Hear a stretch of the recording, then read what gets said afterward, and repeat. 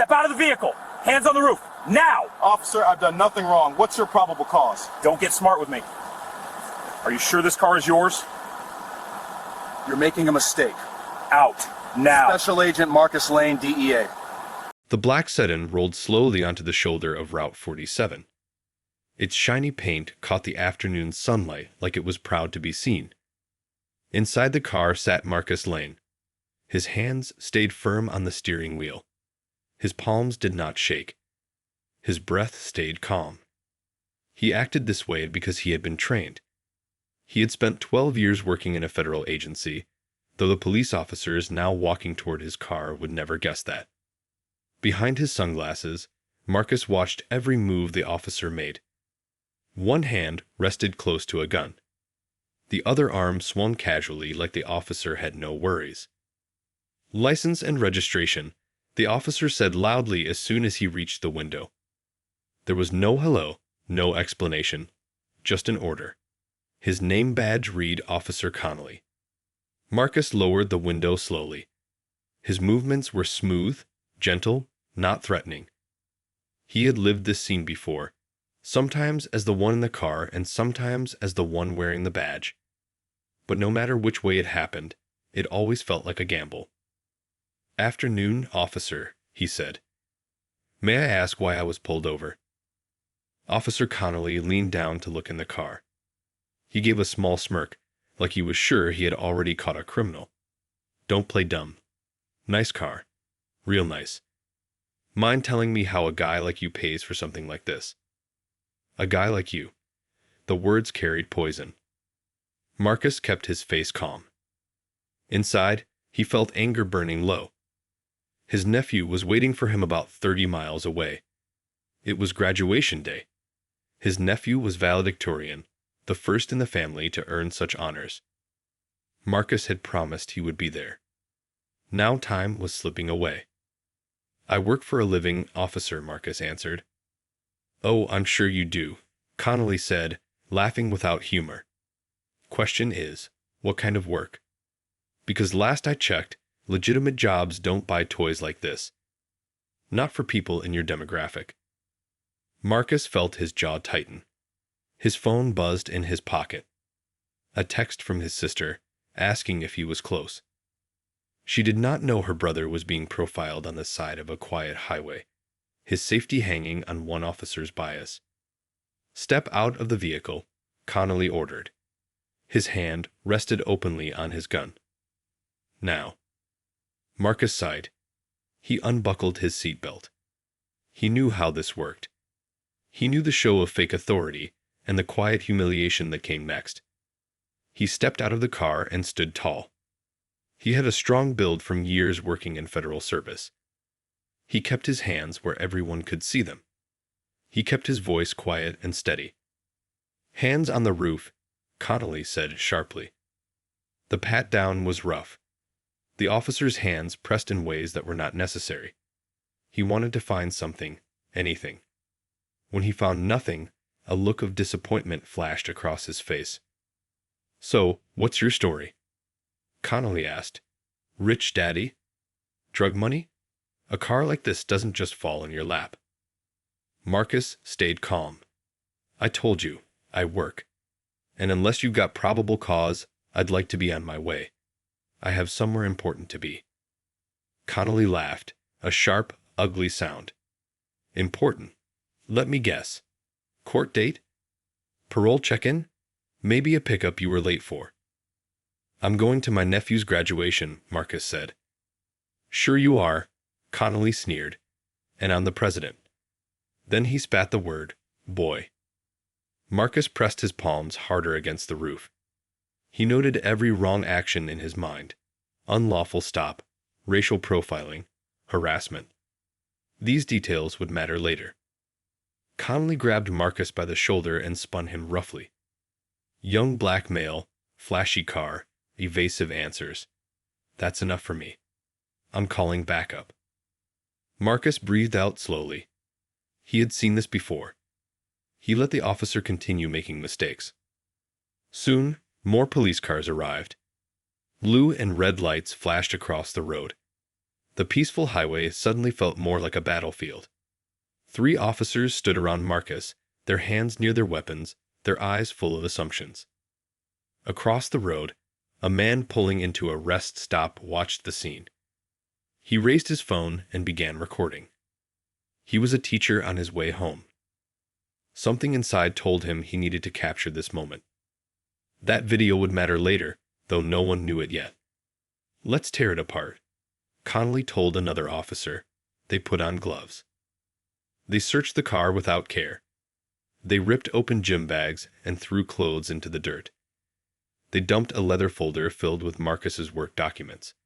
They tossed a gift box into the dust, a watch Marcus had spent months saving for, meant for his nephew.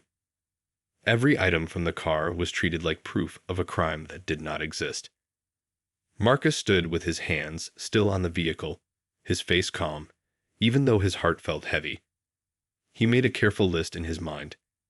Illegal search, damaged property, racial harassment. "You think you're smarter than us, don't you?" Connolly said, pausing in the search. "I am legitimate," Marcus said, meeting his eyes. "Oh, yeah? Affirmative action degree? Handouts?" The racism was no longer hidden. It was out in the open. One of the other officers shifted nervously. "Travis," he whispered, trying to warn Connolly. "Maybe we should shut up," the second officer suggested quietly. "Don't tell me what to do," Connolly snapped. "He talks nice, dresses clean, thinks he can act white when it suits him. Guys like this always have something to hide." Marcus stayed calm, but now his words were firm. "Driving while black isn't probable cause. Owning a car isn't probable cause. You're making statements that have nothing to do with law enforcement and everything to do with your prejudice." The officers hesitated. The words hung in the air. "Don't get smart with me," Connolly said, stepping closer. His breath was sour. Hate burned in his eyes. "I say you're a dealer, and that's all I need." Marcus tilted his head slightly. His voice was controlled. "Show me your warrant." Connolly froze. His face flushed red. Something in Marcus's eyes made him uneasy. It was confidence, knowledge, and authority. Something Connolly did not expect from someone he thought he could push around. The longer the moment lasted, the clearer it became that Connolly had walked straight into trouble. Then headlights appeared. Another vehicle pulled up. This time, it was not just another officer. A supervisor stepped out. Captain Dana Floyd, a black woman with 20 years on the force. Her uniform was neat and professional. She looked around and took in the scene. A torn-apart car. Items scattered on the ground. A man standing with quiet strength. She felt a tightness in her chest. Things had gone too far. "What's the status here?" she asked. "Suspicious vehicle, possible trafficking," Connolly said quickly. He stood straighter, trying to sound firm. "Probable cause?" Floyd asked. "Expensive car, evasive answers," he replied. Captain Floyd frowned. She already knew what this was. It was racial profiling and nothing more. Marcus turned his head slightly toward her. His voice was calm but sharp. "Captain, I've been detained over 30 minutes without reason. My car searched without consent, and I've been subjected to racial harassment by your officer." Everyone went quiet. The captain's face showed she recognized the truth in his words. "Wrap it up," Captain Floyd said, her voice heavy. But the situation took one more turn. Connolly kept digging through the car, desperate to find something to justify his behavior. He opened the glove box and grabbed a leather case. He opened it. His face went pale. Inside was a badge. Gold. Real. Drug Enforcement Administration. Special Agent Marcus Lane. For a moment, everything went silent. Connolly dropped the badge to the ground.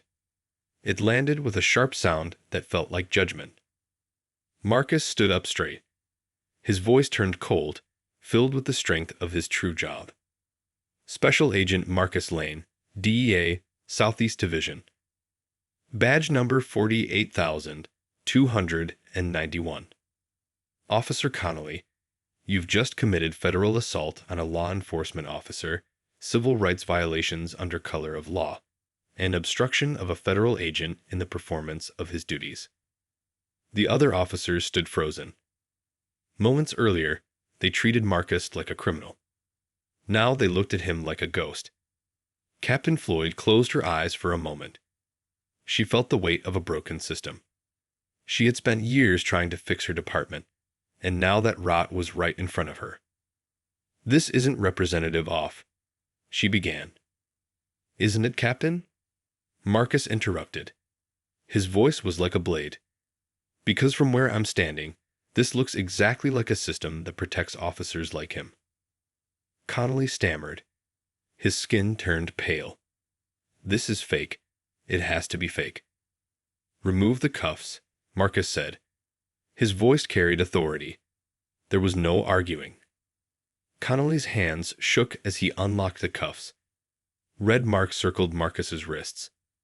Later, those marks would be photographed and used as evidence. Marcus bent down, picked up the gift box from the dirt, and brushed it off. Then he looked at the group of officers. His gaze was calm but sharp, not filled with rage, but full of certainty. "This doesn't end here," he said. "This is where it begins." Months later, everything changed. The story spread. Investigators came. Officers were questioned, suspended, or removed. People demanded new rules and real change. The department was forced to face the problems it had ignored for too long. But on that day, on the side of Route 47, standing on dirty pavement beside flashing lights, Marcus missed his nephew's graduation. He missed the proud speeches and the family celebration. Yet one lesson became clear. If a decorated federal agent could be stopped, insulted, searched, and humiliated on the side of the road simply for being black, what happened to everyday people with no badge to show? At the end, Marcus shared these words. "So, I'll leave you with this. If a decorated federal agent can be humiliated and profiled on the side of the road because of the color of his skin, what do you think happens every day to those without a badge to protect them? Was this just one bad cop, or a system that's been allowed to rot from the inside out?" Drop your thoughts in the comments. Share this story if you believe silence protects corruption and we can't afford silence anymore. And don't forget to subscribe, because voices like this deserve to be heard, and your voice matters.